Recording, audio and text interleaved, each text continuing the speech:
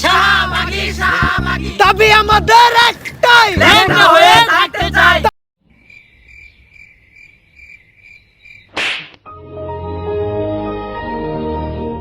তো গাইস, কি অবস্থা সকলে? সবাই কেমন আছো? আশা করছি তোমরা সকলে অনেক অনেক ভালো আছো। সো ওমর ভাই দেখলাম যে নিজের চ্যানেলে একটা ভিডিও আপলোড করছে নতুন। সো আজকে আমরা সেই ভিডিওর রিয়াকশন দেব। ভাই এক দাবি, আমরা সবাই শাহবাগী। আই শাহবাগী না শাহবাগী। ও হা হা হা, শাহবাগী শাহবাগী। মানে কি বলবো, যাই হোক। আজকের এই ভিডিওটিতে তোমাদেরকে শর্টকাটে ফুল ভিডিওটি দেখানো হবে এবং ওমর ভাই এখানে সাংবাদিকতা করতে আসে এবং তাদেরকে জিজ্ঞেস করে। দর্শক, আমি রিপোর্টার ঝটকা ফুটকা টিভি থেকে। আর এখন আমরা সরাসরি আছি শাহবাগে। আর আপনারা দেখতেই পাচ্ছেন শাহবাগীদের তাণ্ডবে শাহবাগ পুরাই উত্তাল, তাতে আমাদের ছেড়ে যায় নাই কোনো। খুব শীঘ্রই আমরা কোনো একটা শাহবাগীর সাথে কথা বলে জানবো যে তারা কিসের জন্য, কিসের দাবিতে এই শাহবাগের মোড়ে একত্রিত হয়ে গন্ধ ছড়াচ্ছে।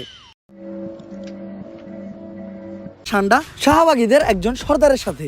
আমি জানতে চাই কিসের দাবিতে আপনারা এই শাহবাগের মোড়ে তাণ্ডব শুরু করেছেন? আমরা স্বাধীনতা চাই, কিসের স্বাধীনতা? রাস্তাঘাটে চলাফেরার স্বাধীনতা চাই। লাইক আমি এখান থেকে ওইখানে হেঁটে যাব, কেউ যে আমাকে বোম মেরে উড়িয়ে দিবে না। আপনি কি আমার লাইফের নিরাপত্তার গ্যারান্টি দিতে পারবেন?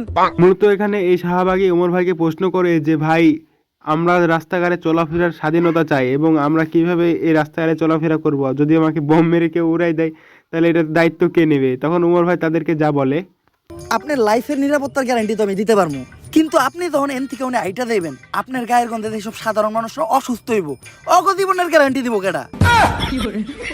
এখানে এই শাহবাগীটা ওমর ভাইরা জিজ্ঞাসা করেছিল যে আমরা রাস্তা দিয়ে চলাফেরা করব, যদি আমার গায়ে যদি কেউ বম মেরে ফেল দেয় তাহলে এটা নিরাপত্তা কে দেবে? তখন ওমর ভাইয়ের উত্তর দিল করা একটা, যে তোর গায়ের গন্ধই তো এখনকার যদি মানুষ মারা যায় তাহলে সে কি করবা? বলেন কি? দেখ দেখ, ওই যে তিনজন লোক দেখা যাইতেছে, চল ওদের সাথে গিয়ে কথা বলি। Excuse me. ভাই এনএনসি শাহবাগী আইছে। এই জায়গার অভিনয়টা দেখো, এটা খুব মারাত্মক ছিল। এই ভিডিওটাতে এখানে খুব ভালো লাগছে আমার। আচ্ছা ভাইয়া, আমাদের তিনজন সাক্ষীর প্রয়োজন। তোমরা তিনজন কি পারবে আমাদের জন্য কোর্টে গিয়ে সাক্ষী দিতে? না গো, ভালো হয়ে গেছি, এখন আর নেশা পানি খাই না, টুপি পরি, 5 ওয়াক্ত নামাজ পড়ি। এই অফার অন্য কাউরে দিয়ে দেওগা।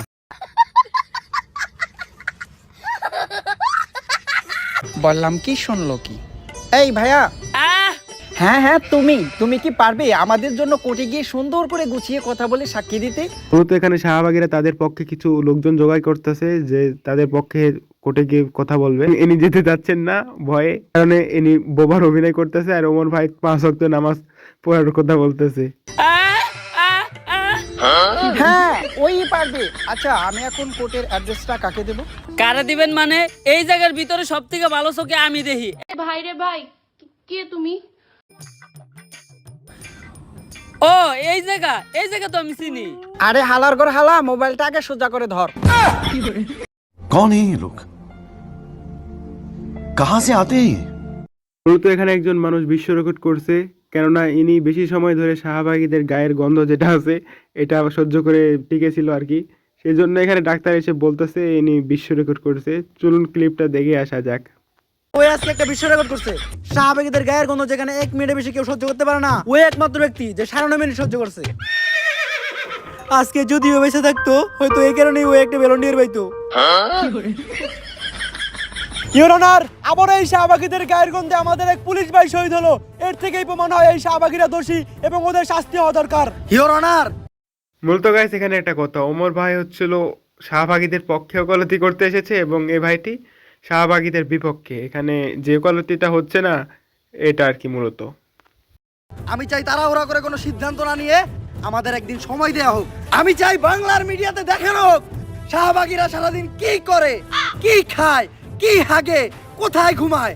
তারপর বাংলার মানুষই ঠিক করবে যে শাহবাগীদের বিচার হওয়া উচিত নাকি না। আবেদন মঞ্জুর করা হলো, কিন্তু রিপোর্ট করবে কে? পুরো বাংলাদেশের কাছে বিষয়টি রিপোর্ট করবে রিপোর্টার কাকা। মূলত এখান থেকে কাকা নামক নতুন রিপোর্টারের জন্ম এবং এখান থেকে কাকা আবার শুরু করে দেয়। দেখুন গাইস। দর্শক, ফুটকা টিভি থেকে আমি রিপোর্টার কাকা। আর আজকে আমি সারাদিন এমন এক প্রাণীর সাথে কাটাবো যে মানুষ একদমই না। সে কোন প্রজাতির প্রাণী সেটাও কেউ জানে না। সাধারণত তারা তাদের নিজেদেরকে দাবি করে অনেক জ্ঞানী, আসলে তারা আমার লেউটা।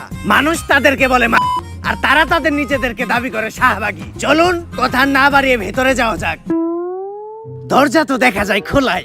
দরজা তো খোলা থাকবই, কারণ অল টাইম কাস্টমারের যাতায়াত থাকে। আমরা শাহবাগী, তাই আমরা গন্ধ ছড়াই।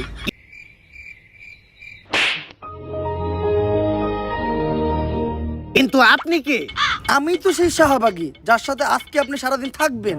তখন কাকা কিছু বলতে পারলো না। এখন সারাদিন ধরে কাকার ওমর ভাইয়ের কাছেই থাকতে হবে, মানে শাহবাগী। আপনারা জানেন, কৃষক যখন জমি চাষ করে তখন তাদের ফসলে প্রচুর পরিমাণ পোকামাকড় হয়। এই পোকামাকড় নিরাময় করতে তাদের জমিতে বিষ ছেটাতে হয়, আর যেই বিষটা কিনতে কৃষকের প্রচুর টাকা খরচ হয়। কিন্তু একটা বিষয় বুঝলাম না, কৃষকের ওই বিষের লগে আপনার গায়ের ঘামের সম্পর্কটা কি? Good question. আপনারা হয়তো জানেন না, আমাদের শাহবাগীদের গায়ের ঘামে প্রচুর পরিমাণ গন্ধ আর ব্যাকটেরিয়া পাওয়া যায়, যেটা বিষের থেকে কোনো অংশেই কম নয়। তাই আমরা ফ্রিতেই কৃষককে আমাদের গায়ের ঘামটা ডোনেট করি। তারা তাদের ফসলের জমিতে ছিটায় আর ফসলকে পোকামাকড়ের হাত থেকে বাঁচায়। এটা করে আমরাও আমাদের ঘাম থেকে নিস্তার পাই আর তারাও উপকৃত হয়। বলেন কি? আমরা শাহবাগী, তাই আমরা গন্ধ ছড়াই। এই ভিডিওটিতে ওমর অন ফায়ারের সবচেয়ে ভালো ডায়লগটা ছিল আমরা শাহবাগী, তাই 200। এই, ও গায়ে গন্ধর কথা বললো কেন? ও দামাদামি করলো কেন? ও ধর্ষক, ধর ওকে। দর্শক দেখলেনই তো শাহবাগীরা কতটা ভয়ঙ্কর। এরা শুধু ছড়াই না গন্ধ, এরা লাগায় মানুষের সাথে মানুষের দ্বন্দ্ব। তাই আদালতের কাছে আমার একটাই আবেদন, এদের দ্রুততম শাস্তির ব্যবস্থা করা হোক। ফুটকা টিভি থেকে আমি রিপোর্টার কাকা। Order order order. রিপোর্টার কাকার তথ্য অনুযায়ী এবং সারা দেশের জনগণের মতামতের ভিত্তিতে আদালত এই সিদ্ধান্তে পৌঁছেছে যে শাহবাগীদের মৃত্যুদণ্ড দেওয়া হবে। ভাত পাস না, আবার গন্ধ হয় সুটকিতে। প্যান খুলে স্যাপ দিয়ে দিছি তোর পুটকিতে।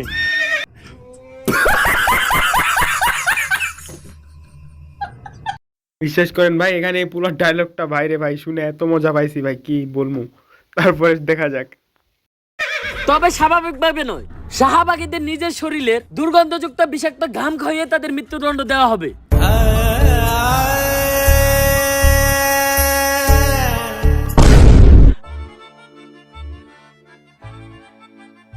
জশব, আমরা তিনজন সাক্ষী দিতে আয়া পড়ছি।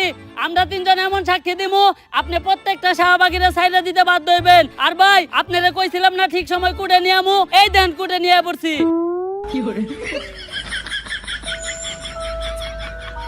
তুই এনে কুট পাইলি কই? কানা, তুই এনে কুট পাইলি কই? বিলের মাঝখানে কুটকে তো নানি বানাইছে। কানা, বিলের মাঝখানে কুট পাইলি কই তুই?